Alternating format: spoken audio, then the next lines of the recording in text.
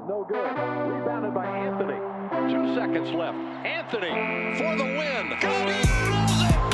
Cole Anthony gives the Magic a victory.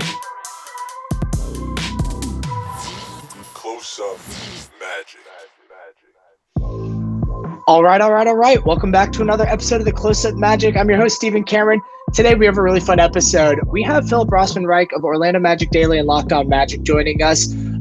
And we are going to be focusing on a conversation all about the Magic's offseason, like calling them assets, but it's assets and player decisions and draft capital, cap space, like all that kind of stuff we're going to talk about.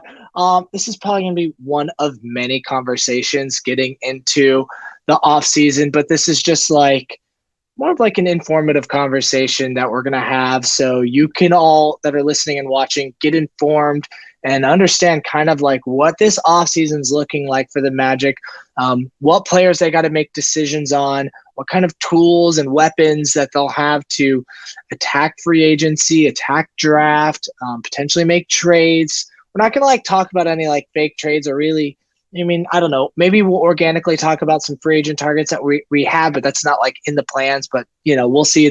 This isn't that episode. Even if we do hint on a few things, those episodes will come later in the off season.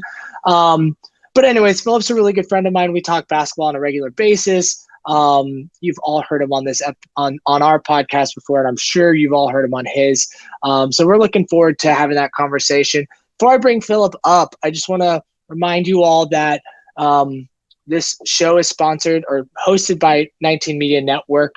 They've gotten a couple new sponsors for us recently. You'll hear them talked about later on in the episode. But if you'd like to support this podcast, you can do it two ways. One, you can buy merch specifically for the show, which that link is in the bio and the show descriptions. Or you can join our Patreon program where we do cool things. Like right now, we have a small group of Patrons, but everyone who's part of our Patreon program is getting a piece of merch, whether Orlando Magic or Close Up Magic related. They're getting a t-shirt of their choosing. So there's like little benefits like that, and we have conversations and stuff. So consider that if you're trying to support the show in a bigger way. Other than that, if you all could just like and subscribe and do all those good things, that goes a long way. We're going to extend this contest. So we're actually running a giveaway.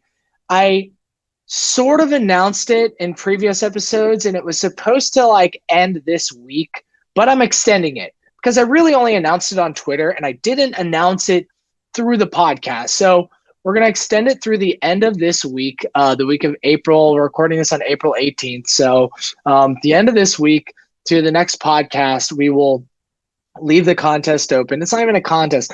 All you got to do, the form will be linked in the description. It's also on the Twitter. Go fill out the form. We're giving it away an official Orlando Magic jersey. It'll be a jersey of your choice. I'm literally going to send you the link to the website. You tell me what you want and the size and your mailing address if you're the winner, and then I'm just going to buy it and send it your way. So fill out the Google form. It'll take you 2 minutes, not even maybe 1 minute. It's like your name, your jersey size. Are you a fan of the Magic? Obviously.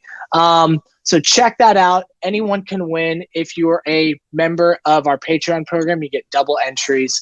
So that's really all the news I got. Extended giveaway. Shout out to the homies. If you want to support us, that's how you can do it. We're going to get into it. Philip, dude, Philip, what's going on? How you doing, man? I am doing good. I'm still coming down off the high of a season ending, but we got a fun off season coming up. So it's a lot of prep work right now. No time to breathe.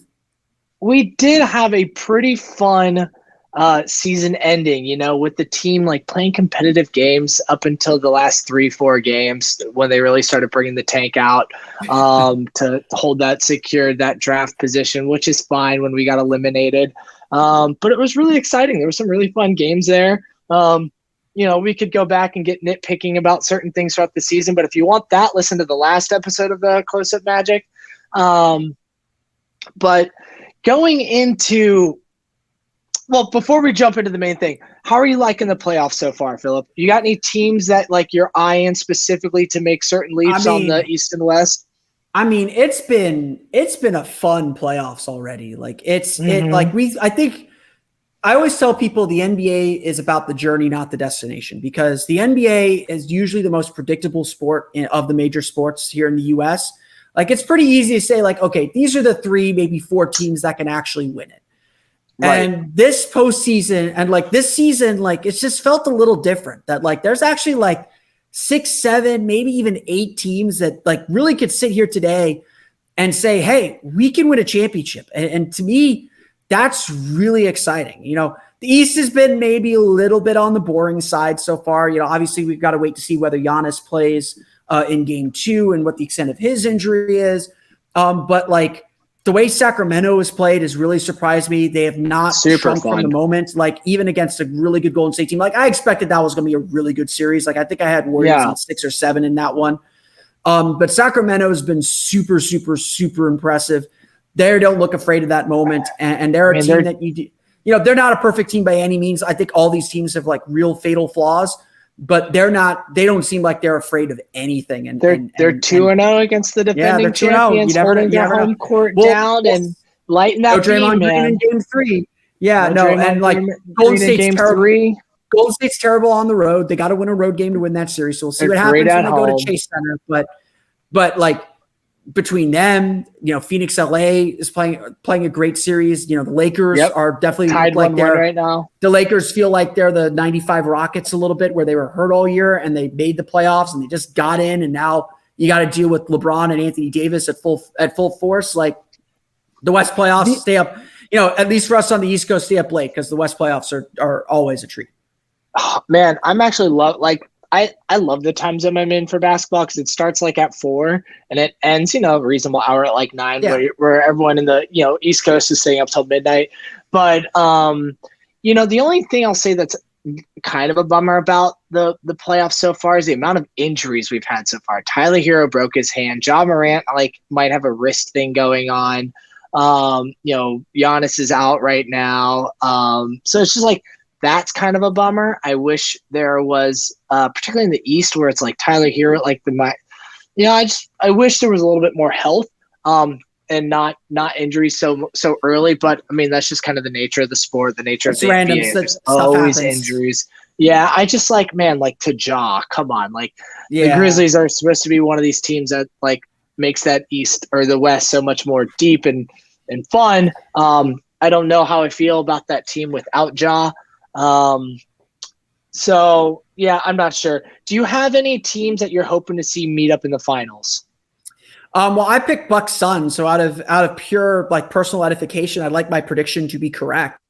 Sure, but you know, I'm always a big fan of like the teams that get there deserve to be there. You know, there's no shortcutting. The playoffs are grueling. They are tough. To even get to the conference finals is such a huge accomplishment. And, you know, like I said, it's not about the destination. It's about the journey. It's about going through the series with these teams, seeing how they adjust, seeing how teams rise to the occasion, seeing what teams learn about themselves in the process. You kind of forget that when you're just kind of a one and done team, but you learn a lot about yourself. You learn a lot about what your team is made of and who your team is in these postseason battles. And I'm always just excited to go on the journey. Like I'm happy. Whoever wins the championship, I feel deserves to win the championship. I know that's like a cop out answer. Like I'm literally, whenever there's no team I'm like vestedly interested in or cheering for, I either cheer for chaos or I cheer that both teams have fun. Sure. Hopefully both. And so, you know, I'm going to sound like I'm copping out here, but like I'm a fan of the game. I want to see the best. I always want to see the best players win. I do think it's important that, you know, it does validate how good players are. So like seeing Chris Paul get to the finals again with Kevin Durant, Devin Booker, I would love to see those guys win a championship. That fan base has been through hell. And, you know, obviously they have their ownership. They have new owners there too, but that fan base has been through a lot. They're a devoted fan base. There's a lot of guys on that team that I think have fought really hard and played really well. And, you know, last year, obviously they fell short, but you know, I think that would be a team that I would say like narratively would be really nice to win the title.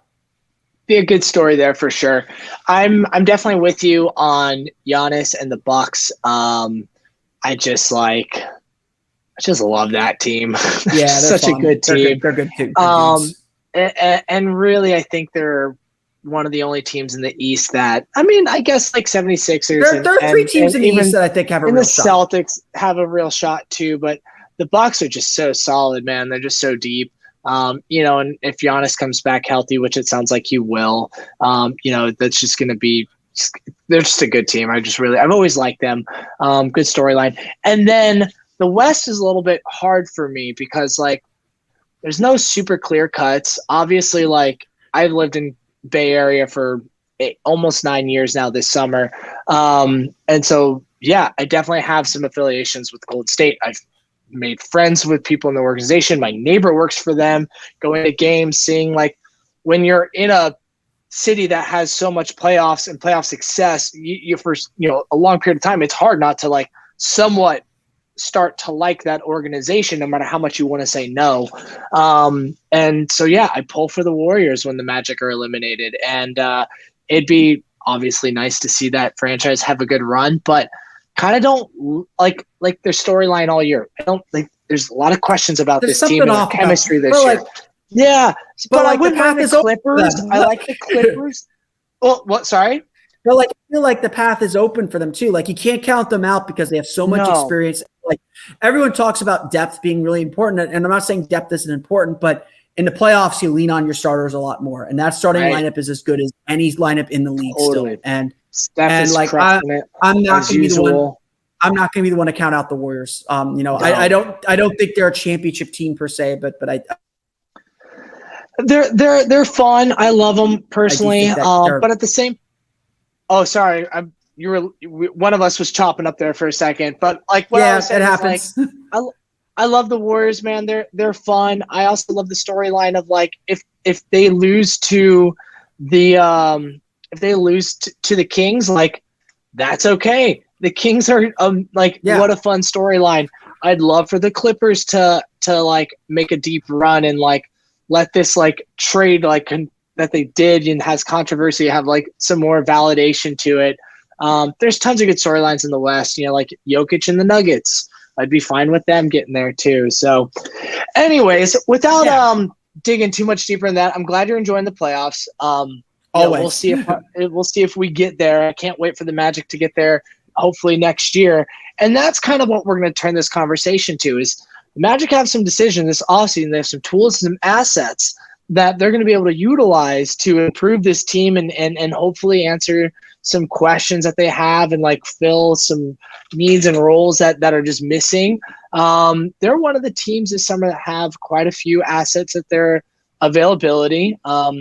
They have multiple draft picks. They have potential to have a lot of cap space if they want it. So let's start with and they have some player personnel that they could easily retain or easily let go of. Before we get into the cap situation, because to me that's the most complicated out of all of them, let's start with the draft. All right. So if we take things back to a couple years ago when the Magic blew up their roster and traded Nikola Vucevic, in return was some draft capital. And this is the final year from the Bulls trade with Vooch, where we have their first round pick, top 4 protected. They just did the coin flip, I think, yesterday, because there was a tie for the 11th and 12th record with Oklahoma City, because they have the same record. And the Chicago Bulls won that tie to have the better lottery odds. So they are sitting at 11th. And the Magic have locked in the best lottery odds at 6, the top 6 and 11 pick, right there, potential. Plus, they have the 34th pick in the draft. 30. Is it 34th? No, 36th pick in the draft. Yeah. So, just talking about that, like, when I just say the Magic have number with the 6th pick odds, the 11 pick odds, and the 36th pick, What does that mean to you with the Magic as far as, like, off summer potential improvements? Like, what just in general, what does this mean for you? Yeah, I mean, it's opportunity first and foremost. You like having flexibility and the ability to do multiple things. You like, GM, like you like being able to go through the decision tree and being able to say, like, we could do this, we could do this, we could do this. Like, you like having different paths and being able to explore different things, especially when you're a team that's in the Magic situation, because, we were talking about the playoffs a little bit earlier, but right now we don't know what the landscape's going to look like on draft night. Like a big thing that I would tell a lot of people is, like, if you're looking for the next big trade, it happens because of failure in the playoffs. Like Atlanta potentially getting swept or getting blown out in their playoff series with Boston the way that they have through at least 2 games. Everyone's starting to talk like, could Atlanta blow things up? John Collins has been available forever. Trae Young could become available. Not saying the Magic go after Trae Young, but these are the kind of things you have to start thinking and looking at. Like, what are teams that fall short going to do? Like, if Memphis certainly is a younger team, so maybe they're not willing to blow things up. If they fall apart, Miami's in a weird spot where they're capped out and they're a team that doesn't feel like they're going to go very far. What happens if Philadelphia falls in the second round again? Falls in a quick series to Boston, or what do some of these teams do that don't make it as far as they think they will? If there's a team that's ready to hit reset, that's looked at like Toronto's a really good example. If there's a team that's ready to say, we need to restart, we need to restart this thing, how are we going to do that? Well, the Magic have 2 really valuable lottery picks, potentially 2 very valuable lottery picks to help a team do that. And so Orlando could very easily be a team that gets involved in a trade with a team that's like ready to move on from a veteran that maybe isn't part of their future, but could be something that the Magic are looking for. If that isn't what works, they got 2 lottery picks. They have a chance to add 2 really, potentially really talented players to their roster, and help their team out. A lot of Magic fans have focused on adding shooting this offseason, which they absolutely have to do. This is a draft that has a lot of decent shooters, whether it's Grady Dick from Kansas, whether it's Keontae George from Baylor, whether it's Jordan Hawkins from UConn, whether it's Jet Howard from Michigan. There are guys that can help this team out and play really important roles for this team, at least by what we're initially seeing from our draft processes as people, who watch the NBA more than we watch the college game. Right. They have that opportunity to add to this team. And my big thing for this offseason is less about finding stars or starters, but adding depth, adding quality depth, adding, maybe a little bit more consistency off their bench to help this team kind of hit that next level, to just be a little bit more consistent so that they can be more successful in the long run. I think that's kind of more what's on the table here for this Magic team. And so the draft gives them the ability to maybe grab 1 player and trade down or trade out, grab 2 players, grab no players, and look to make a bigger splash and add a bigger veteran to their team. That's all on the table for this Magic team, and you just don't know which direction they're going to go yet. Yeah, it's there's a couple of ways that I've been picking up with the Magic fans and the Magic community that I listen, talk to on a regular basis, and you have a couple people that are like, make the draft pick no matter what. You're drafting 2 top 10 players, or top 11, 12 players potentially. Like, make those draft picks no matter what, because some people just live and love the draft. And in many ways I do too. It's not a bad strategy, it's just not a wrong strategy. I do have questions where it's like, cool, 2 top 12 picks. Like, where's the playing time? Yep. There definitely is playing time for 1, but there's also cap space and free agency that these people, if they decide to use, will have to spend. Really young. Yeah, they're young. And so, like, if they decide to get older in free agency, like, that second draft pick might not have a specific role and stuff like that. So, like, there's questions there. I am also I am not in love with this draft. I like it. We're definitely going to get players that can help us, but I'm not in love with it, to where it's like, I'm totally open to trading 1 or both the picks if needed. Now, we could be trading out of the draft to get, like, a player from a team that is, like, making some significant changes. We could also potentially, like, depending on how the ping pong balls land, potentially even just decide to trade up if there's a trade partner willing, and we can just go get our guy at, let's say the Magic fall back to 7, and we have 7 and 11, right? Which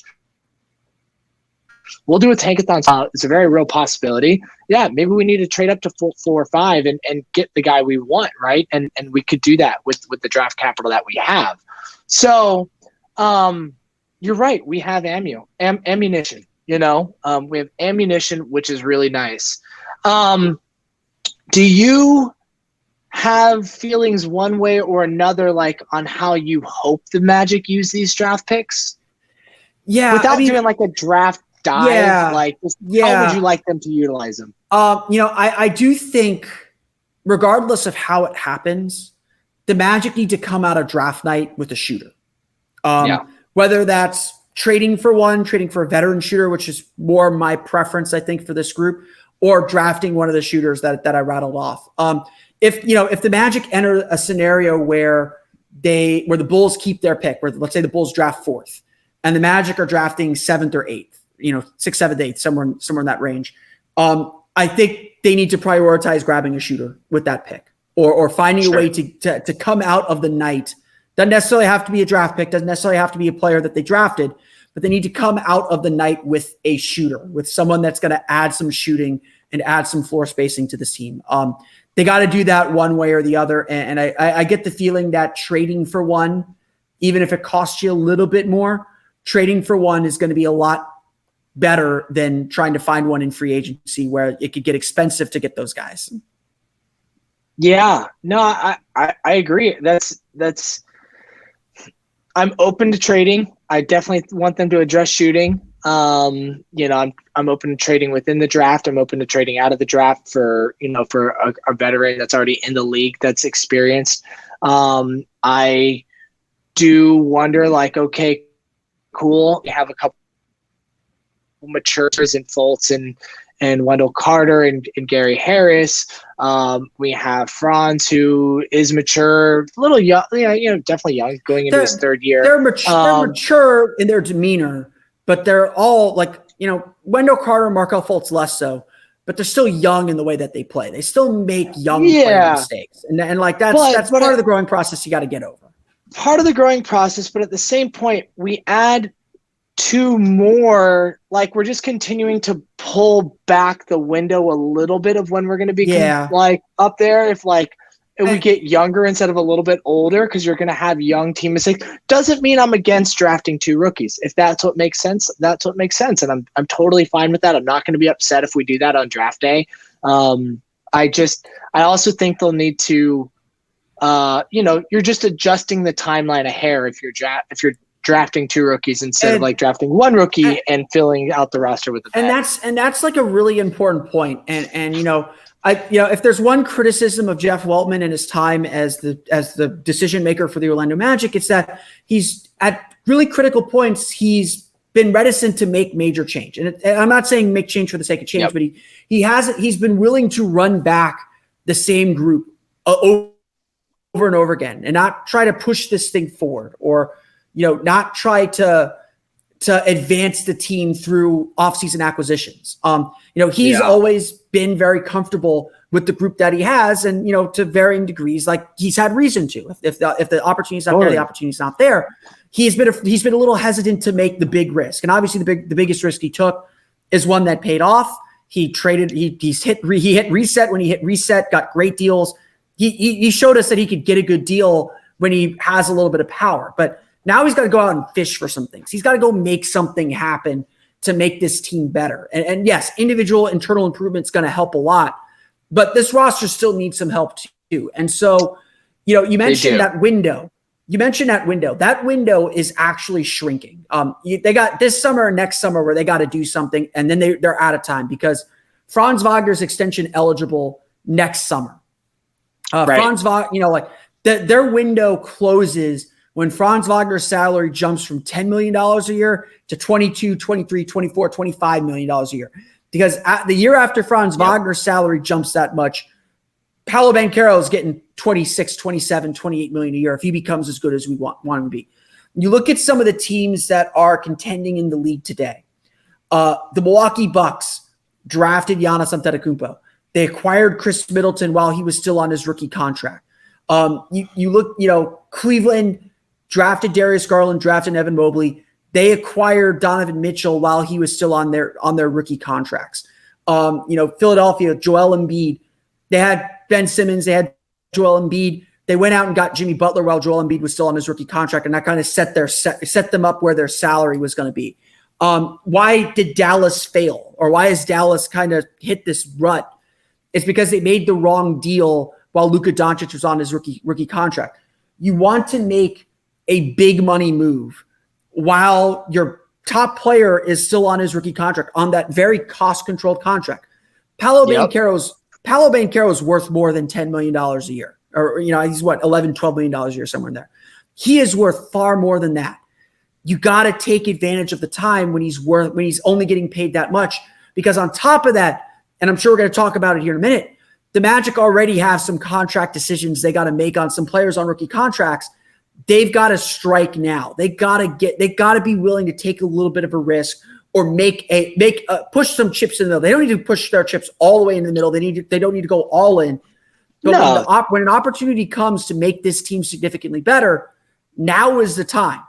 Like the Magic have time. They have a little bit of time. They can't sit on their hands forever. They need to keep pushing momentum forward, but they maybe shouldn't be crawling anymore. They should probably pick up the pace, because they need to be a playoff team next year. Yeah, because if not, they're going to run out of time. And then they're going to have to. They're not going to have the same flexibility this summer. After this summer, like you said, when these extensions start kicking in and stuff like that. So they have about another year-ish to make some moves. Like if they don't make something big happen this summer, they can make something happen the following summer. But after that, like we have basically a 14-month window. Yeah, and after that, your salaries are stuck in place. And look, we all think that Jeff Weltman is brilliant for the way that the Wendell Carter contract is structured. Even the way the Jonathan Isaac contract is structured was really brilliant to protect the team. But like, I always hate like reducing someone to a salary figure, but Jonathan Isaac's a $17 million contract you can move. If once that is off the books, that's off the books, because you're not signing him to $17 million again. Wendell Carter is what, $20 million a year, $20 million this year. He's down to like 18 next year. His contract declines. Wendell Carter is cheaper than that. Wendell Carter is $13 million this year. And he's going to go down to 12 next year. He's basically a little bit higher than the MLE right now. Which is really nice. Yeah. But this, and we're going to get into the Cole Anthony stuff. This is why I think re-signing Cole, like extending Cole Anthony, is the right call, and just get it done this year. Is so you have another $18, $19 million salary that you can move to match for a trade that's going to come down the line. And, maybe again, Cole Anthony isn't the right guy to do that with, because he's going to be a bet. He has limitations, even though he had a really great season this year. But Jalen Suggs is going to fit that category at some point. Once you Phil, I want to pause here for a second. Slotted salaries. Yeah. I was just going to say, I want to pause here for a second before we get too deep into the players. I'm going to jump back to the draft, and then we'll circle back. Okay. I'm jumping the gun. Because it all connected. That's okay. It's all connected. And I mean, gosh, you and I could go down this for hours on how it is all connected. But before, I want to take a pause, and I want to do a tankathon spin. Let's do a live tankathon spin, all right? Since we're in the draft part, we're going to do one. We're going to talk about the odds real quick. The Magic have 9% to jump to number one overall. They have 37% to jump into the top floor, and then the rest is 6 or below. The furthest back they can, I don't have that chart up, and it doesn't matter. It's 10. We're not going that deep. Is it furthest back they can go back? They can drop back 4 spots. Like if Indiana, Washington, Utah, Dallas jumps them, then yeah. Okay, then they can jump back. And then the Chicago Bulls, they have that pick from them. They have 1.8% to go to number one, 8.9% to jump in the top 4. I don't have the rest of the percentages, but those are the main ones we need to know about. So we're going to spin this lottery and see what happens. Okay, not a bad one. Nothing. We stay put. Boring. Yeah, very boring. Boring. San Antonio jumps back 2. Portland jumps up 2. We're going to reset. We're doing one more because that was just too boring. That was boring. Nice. I like this one. Tons of movement. This one's better. Magic jump to the top in spot 4. Dallas jumps 7 spots to number 3. Charlotte jumps number 2 up. Houston moves up 1. The Bulls pick stays the same. That's a fun. I would love the number 4 pick. Keep the Chicago pick. Just a fun one. So we did our tankathon. Before we get into player decisions and cap space, I do want to let you all know one thing. All right. If you're looking for the ultimate destination for NBA gear, like this hat, the hardwood, or no, not the hardwood classic, The that's City another Edition. one. The City Edition hat. If you want authentic Magic gear, hats, jerseys, T-shirts, anything authentic, you're gonna obviously want to get it at the NBA store. NBA store is a new sponsor of this show. I have an affiliate link with them. Which means like if you want to buy something from them, like I'm not giving you discounts. I can't do that. I'm not that cool. But if you do decide you want to buy a t-shirt, maybe just do it through the link in my show description because it'll give me a little bit of a kickback, supports this show, lets the NBA know like, hey, you like the Magic and you like this show. And it's all just like a great spot. Now, I will tell you one thing, because I've been keeping my eye on the NBA store right now because we're running a sweet jersey giveaway, which I mentioned at the very beginning of the show. You can find some great deals right now. The site has a lot of percentages off of a lot of items because the season has ended. They're clearing inventory. So go hit that link in my show description. Which for the NBA store, the official NBA store, it's not none of those like Chinese knockoffs made over, maybe not China. That's could be made anywhere overseas, but knockoffs. Just this is authentic gear from the NBA store.com. So check it out. Well, check it out. The NBA store. Just click the link in the description. Get yourself some sweet gear. It helps support this show too. And thank you NBA Store for sponsoring this show.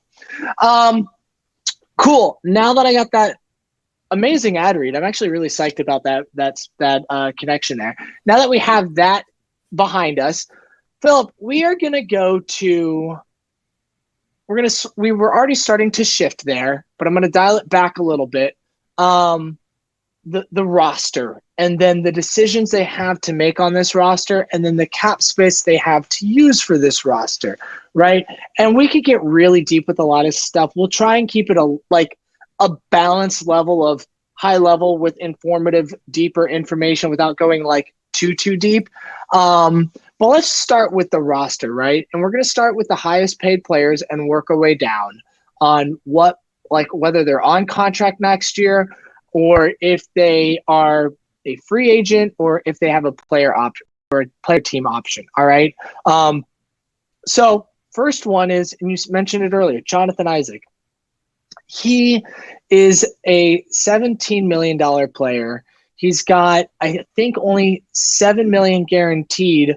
And I think that guaranteed date is like January. So it's January pretty 10th. deep. Yeah. It's the last into day the season. that contract's going to be non-guaranteed. Yeah. Personally, I love this contract for the Magic right now because they can do a couple of things with it. One, the following season is a team option. So there's no guarantee after this. He could essentially be treated as an expiring contract. But even then, like if he works out, great. If for some reason he gets injured again or it's just like really like not looking like a player that's going to be a part of this future, they can, cut him and only owe him $7 million. But they also could like use his salary if they wanted to make a trade, which could be a very attractive salary for the receiving team. Because again, if he plays well, they have control over the next season. If he doesn't, he's expiring contract or only even owed $7 million for the remainder of the season. So there's quite a different ways they can use it. Now, obviously, I would love for Jonathan Isaac to come back healthy and be a healthy, reliable player for a very long time in this league. Like, he's a very talented individual, very high IQ defender on the floor. Was growing as a shooter, we saw him in a handful of games this year for limited minutes. Looked great. Supposedly he's like doing very well in his recovery, going to have basically the full off season to like train basketball, not even recover, and go into training camp healthy. What are your thoughts, just like quick, on Jonathan Isaac and this contract and like the way this Magic front office can use it? Because this is probably the most complicated one with the options here. Yeah, I mean it's a wild card, and like I came into the season saying anything you get from Jonathan Isaac is a bonus. I'm still very much feeling that way. Like I almost feel like the Magic have to operate assuming that Isaac's going to be out. Obviously, if you and I think it's really important that he's playing now because he's probably going to stay in Orlando. I believe his wife is going to have their first child pretty soon. Is what I've heard. Exciting. Yeah. So he's going to be in town. Just break news. I don't know. I don't think I did. I don't think that's I don't think it's like super public, but I don't think it's like a secret. Sorry if I broke that. Congrats, JI. We love you and your family. But he's probably going to be in Orlando, and I'm sure the front office, like Jeff Holtman's office, is hanging up there at the top of the training center. I am sure they're going to be looking down and seeing his progress and understanding like what he's going to be able to give them by draft night. And if they feel like, oh, he's on track, he's looking really good, maybe that decreases the need to go after a big forward. So I don't think the Magic should rely on Jonathan Isaac to be there, but they definitely need another forward like him one way or the other, whether it's him, whether it's someone else. And Isaac showed, even in the brief time that he played this year, that he can still contribute. He can still do a little something. And so, you got to take some of those growing pains with you, but Isaac is still potentially a solid NBA player. Yeah. I have faith gets smaller every time, but I saw running out of time here though. Yeah.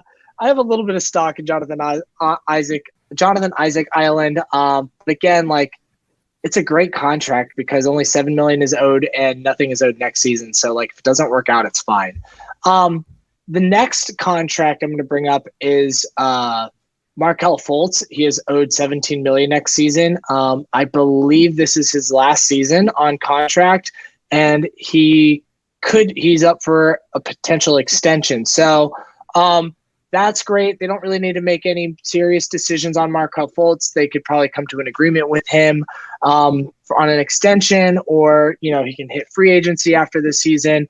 I imagine that they'll find an extension that works for him.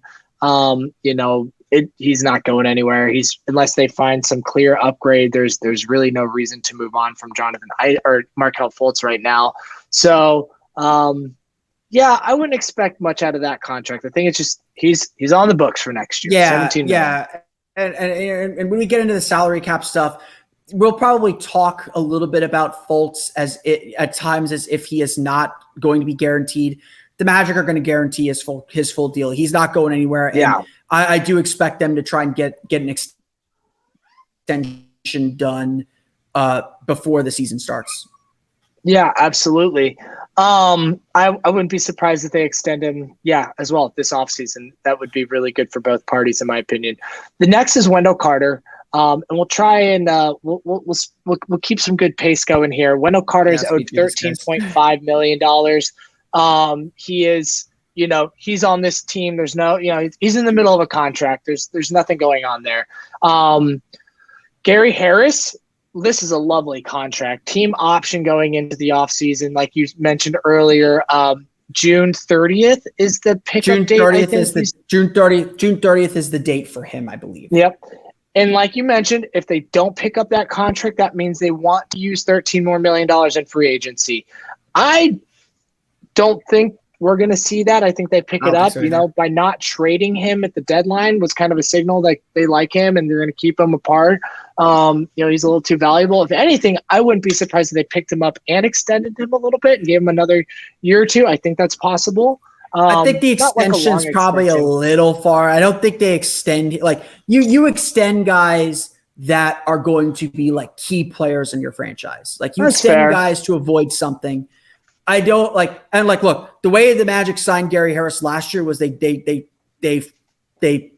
got it as an extension instead of a free agency signing, so that they could trade him quicker. But I don't think they extend him, but he's definitely on the team now, or he's definitely starting at least this offseason on the team next year. Again, he's a valuable trade. He's a valuable trade chip at minimum. He had a decent season. Shot 41% from three, so he did something right for this team. If anything, nice two-way player. If anything, the Magic need to find a way to give him the ball more. It's good vet for this team too. He's just like a solid player, doesn't make a ton of mistakes. I mean, is he an A+ player? No, but he's probably a B+ player most days. Make the highlight plays that Jalen Suggs makes. And I think we all want Jalen Suggs to eventually take over that starting 2-guard role, at least as the roster is currently constructed. But he's solid. Like he's not gonna hurt you while he's out there. Like he might have a bad shooting night here and there, but he's not going to hurt you, and he's not going to bleed you dry because he's not the reason you're losing games. Yeah, we love Terrence Ross, but Terrence Ross would shoot the Magic out of games. Gary Harris ain't doing that. No. The next couple of names are real easy because they're all. I'm just going to rattle through a bunch that are all guaranteed for next year unless they trade these players. Paolo Banchero is going to be making $11.6 million next year. Jalen Suggs is going to be making $7.2 million. Cole Anthony is going to be making $5.5 million. Now they could give him an extension this summer. If not, he'll hit restricted free agency the following summer. Franz Wagner is going to be making $5.5 million next year. Chuma Okeke is going to be making $5.2 million next year. He's in the same boat with Jalen Suggs, where he could get an extension this summer. I'm not envisioning it. He hasn't really done a whole lot, so he'll probably hit restricted free agency. This might be the last year he is on the Magic. He might not even be on the team next year, to be honest, but we'll get into that a little bit later. So those are salary. Oh, and Caleb Houston is also guaranteed for $2 million next year because he signed a 3-year deal. Hoping for a nice big summer for Caleb Houston. I've liked a lot of what I've seen from him. And he's a nice shooter. I think I would love for him to take a nice step next year. Now, let's talk about the last couple of guys before we transition into the cap space situation here. We have a handful of guys that the front office has to make decisions on at some point during training camp as they whittle the roster from 20 to 15. Michael Carter-Williams team option for $3 million. Bol non-guaranteed, so team option essentially for $2.2 million. Goga Bitadze. I rarely say his last name, Bitadze. I rarely say his last name. I'm always just calling him Goga. So Goga for $2 million, team option. Then you have Admiral Schofield, on a team option for $1.9 million. Of those players, who do you think is going to be on the team next year? Who do you think is just like, hey, thanks for your service, peace out? Because I have my opinion, but I'd love to hear yours. So I think there's a decent chance that Bol is going to stick around. I think there's still potentially some value in him. The salary's not going to kill you. He's a quirky enough player. You showed enough that you want to still be invested in his growth and see what he does with his offseason. So I do think they end up retaining Bol. I do think that, obviously I think they have to make a decision on this fairly quickly. So, this will be a clue into what they do. I think they keep one of, but not both of, Mo Wagner and Goga Bitadze. You obviously haven't talked about Mo Wagner yet. He is a free agent this offseason, unrestricted free agent this offseason. Not clear where he's going to go, not clear what price he's going to get. But I think they would probably prefer to keep Mo Wagner because he's been around the team a little bit longer. He gives them something more consistent offensively where, Goga's a good defender, but I think there's still a little bit of ways to go there. But if they keep Goga Bitadze, I would bet that's a sign that Mo Wagner's gone and that Mo Wagner's going to walk in free agency somewhere. So I think they keep one of, but not both of their backup centers from last year. And they make backup center a priority in free agency. Yeah. I just in regards to all of that, I'm kind of fine with either Goga or Moritz Wagner coming back. Mo has connections to Franz as a family member, so there's something there, but also maybe he's played himself into a little bit of a better role with another team, and that's a possibility. I do like a lot of what I saw in Goga. He shows he shows, even if he's not the long-term answer, he shows the kind of physical big that we need, that we've needed. Like, he's like, oh, cool. Like, we needed that defensive like guy that can play drop coverage. We needed like a good rebounder. A guy that could block some shots close to the basket. Yeah. So, and he does all that at a decent level. Granted, and he's still fairly youngish. I think he's like 33 or 23 or something like that. So he's got some room to grow. So I wouldn't mind seeing one or the other of those guys return. I think they're both good for the team. They both show a little bit of grit and toughness too, which is cool. Like Goga's like he's had a little bit of a like roughness to him with standing up for the team, which I really liked. Bull, I think everyone knows where I stand with him. I didn't like him when we signed him. I didn't like him in the draft. Is there still something there with him? Sure. Am I going to be upset if he's on the team next year? No. Do I want him on the team next year? Not really. I'm kind of like, but I kind of could expect him back. Maybe he's included in some kind of trade. I'm not sure. Schofield, I think, is just like kind of like the Devin Kennedy special. Thank you for your service. We appreciate you. They gave him a bump in his paycheck on the way. They couldn't give him another. Admiral Schofield had a great year. I thought he really showed a lot, but like he's a two-way guy still, and so they rewarded him for his efforts and for his hard work, and hopefully he lands somewhere. So, and then Michael Carter-Williams, who knows? I've been joking like he was trying out for a coaching position all season. So, he was talking with the guys behind the scenes apparently. So it wasn't like he was completely gone. No, he's been there, So they have a couple interesting decisions. Thankfully, most of those decisions are not on key players. Really outside of Gary Harris. He's the only major impacted player that's going to affect the roster and the rotation. Most of these other guys are not guys that are probably not going to see regular rotation minutes, maybe, outside of like Goga or Moritz Wagner, depending on how they handle the backup center position going into free agency. So, Philip, I'm going to just kind of like, we're transitioning now. We're going from the players to now the cap situation. The Magic are going to have, 4 or 5 roster spots to fill out. They have, 2 of those potentially would be with draft picks. 3 if depending on how they, 3 depending on what they do with the third draft pick. Options, they could create more roster space. But thinking of the cap and what type of money they're going to have this year, go ahead and give an intro to the listeners of what the Magic are going to have, because it's a little complicated, but it's also not too complicated. Like we could get deep and get like really what they absolutely max could, but like what's the realistic number they're probably going to be working with. Yeah. So as some of you might remember, like the Magic entered last season with a ton of cap room. They're like one of 4 teams with enough cap room to go sign free agents. And it just wasn't a summer that had a lot of good free agents. So the Magic essentially punted their cap room until this summer for one more year. They re-signed Gary Harris to like a 2-year deal. They re-signed Mo Bamba to a 2-year deal. Both of those contracts were non-guaranteed in the second year. They kind of gave themselves the flexibility to do whatever they wanted this offseason. So if you go look at Spot Tracker or any of the salary sites, you're probably going to see the Magic don't have a lot of salary guaranteed. In fact, the way I like thinking about it, we just kind of went through the roster. The Magic entered the offseason with 14 players under contract. 6 of those players have non-guaranteed deals. So just on that thought alone, and knowing that the Magic don't have a max guy, most of their top guys are on their rookie contract still. The Magic got Wendell Carter for freaking steal on his rookie extension. Absolutely. That's why he fired his agent. Yeah. Who knows who knows, but yeah. Kidding. They're in a position where they can do whatever they want, or essentially almost whatever they want.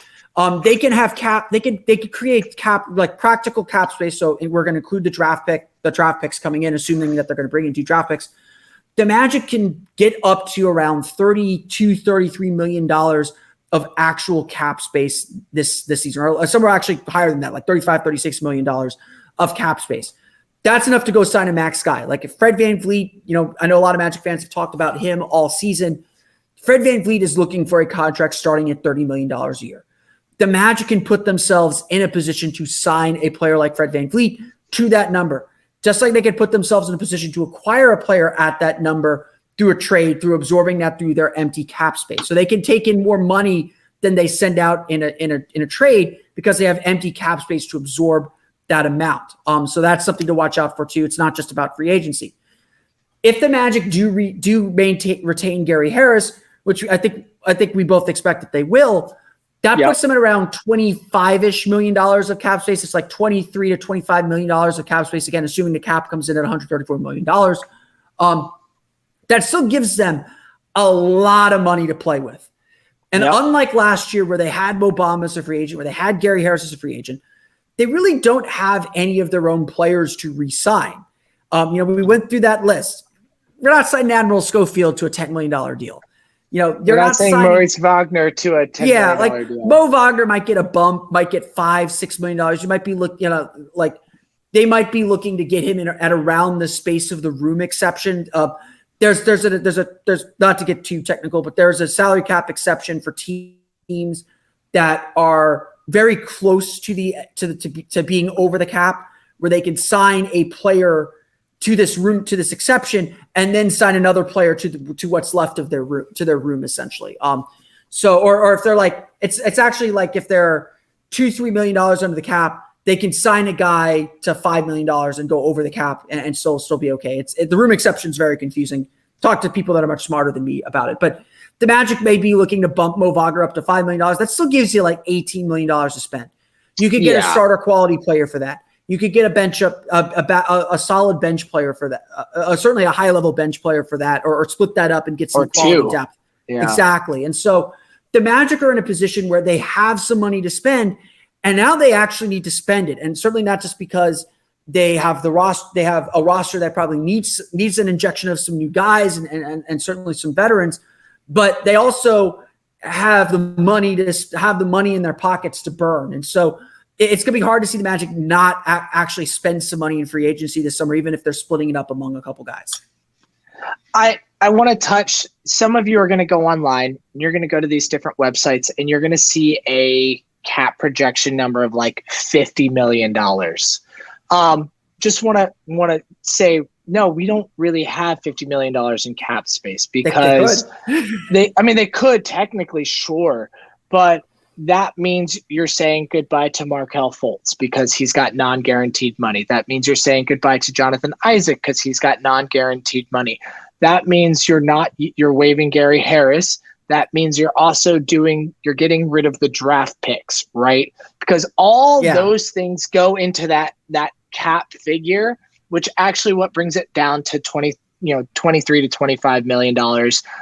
If you waive Gary Harris, then like Philip said, it jumps up to another 12, 13 to the $35 million range, right? So that's why you have a couple different like cap numbers out there. There's like the unrealistic at 53. There's the possibly, but are they gonna do it at like 35? Like maybe there is a world there, but I'd say probably less than 50%, of my opinion, less than 50% chance of that happening because they retained Gary Harris at the trade deadline and did not trade him, which to me is an indication like, well, cool, like he's not someone you'd want to lose for nothing. So they would probably pick up his option and retain him this summer going into next season. So that's why Philip and I both kind of are thinking like they're going to work around that $23 to $25 million cap space that they're going to have. Just wanted to throw that out there in case any of you go online and decide to say, you guys are wrong. It says $53 million. It does, but it doesn't. So like 53 is where they sit at today. And that number is going to get eaten up by various things. And that's okay. Yeah. That's like you want 2 draft picks. You want Markelle Fultz. It's not like they're spending that money. Totally. We were talking about this before. There are some odd cap holds there that we're not counting quite yet, but there are still some odd cap holds on the Magic's books for various reasons. That's normal. That's fine if you're looking at these sites. The Magic can really do what they want, and they could be a team that has 25 million. They could be a team with 10 million if they really wanted to be that totally. Way. But that's kind of the flexibility that the NBA's salary cap rules give you. The important thing is the Magic are probably playing with the Magic are under the cap, and that gives them a lot of power and a lot of ability to do things. Because again, like I said, it's not just about going after free agents. If you are under the cap, you can take in more money and trades than you send out. So the Magic could take in significantly more salary in a trade to kind of fill that cap space up than they send out. So it's not just about free agency. This empty cap space is a valuable tool as well in trades. I don't think the Magic will look to rent that cap space out. That's what a lot of like teams at the bottom of the standings do. When they don't feel like they're ready to spend money, they'll go to a team and say like, hey, we'll take that player that you don't want, that you completely screwed up on the contract with. Give us a first round pick. Give us like a lottery protected or top 4 protected first round pick for our trouble. We'll take that salary in. That's what a lot of really bad teams do. The Magic aren't really in that situation yet. They should be looking to add players with that cap space one way or the other. That's a great caveat because it's where I was thinking of going next, and I don't think they're going to use the cap space that way either. I do think they are in the mindset to improve this team, to get this team to the next level. I don't have an ideal offseason in my mind already. I don't, there's just too many moving variables. But this team's going to get better. They're going to probably add either a high-end starter at the 2 spot, or they're going to add some depth at the wings and in the forwards and big spots. They're going to hopefully address. It's not this offseason probably isn't going to address everything. There's still going to be needs this team's going to have. They're likely not going to go from a play like a fringe, like just missing the play into like they're not going to do what the Cavs did, go from like this to a top 4 team next year. I don't expect that, but they're probably going to take a good step from like where they're at this year to like being probably pretty solid, like in the playoff conversation all next year, which is a really good thing. At least they'll make the play in. So I don't want to. We could. And Philip, we might even have you on again to talk more about this stuff in the future because there's a long off season.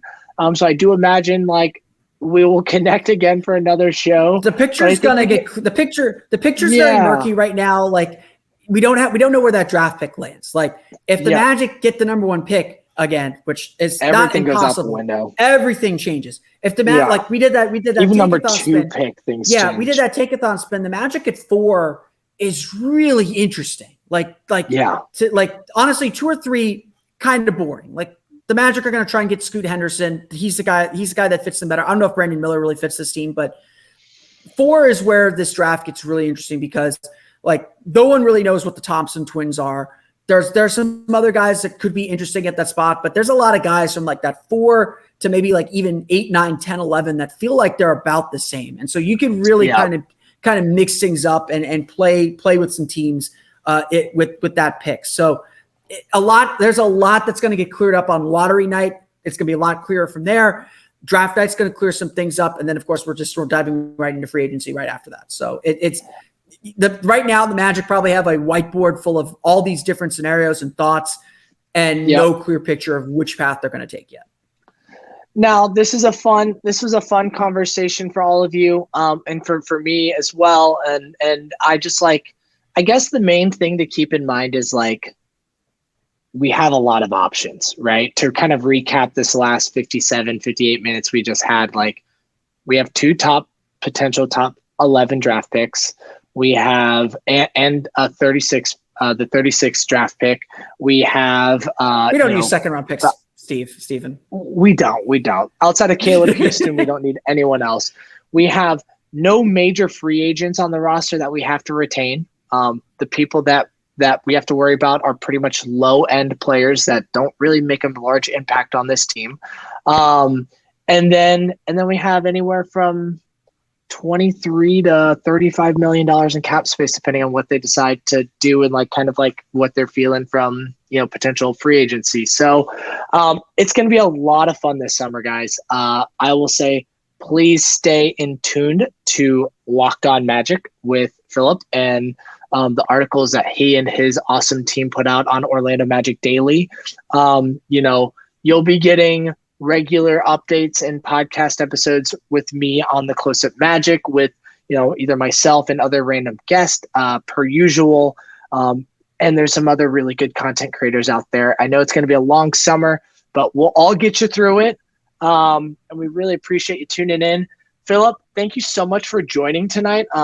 As normal, like, you're always fun to have on the show. You and I were talking for 30 minutes deep about random stuff that we didn't even discuss tonight, on that, which I enjoyed that conversation as well. Just remind the followers and the listeners of the show where they can find you. Yeah, the best place to find me is on Twitter at PhilipR_OMD. You can also follow me on Twitter at OMagicDaily. I control that account as well. And you can always, find my work, like Steven said, on OrlandoMagicDaily.com, as well as by listening to Locked On Magic. We're still going strong every day through the end of the kind of free agency period. So we still got a couple more months of daily Magic content, or virtually daily Magic content. I love it. Thanks again, Philip. Magic fans, thanks for tuning in again. If you want some Orlando Magic gear, check that affiliate link in the show description, and we'll see y'all next time. Peace. Let's go Magic.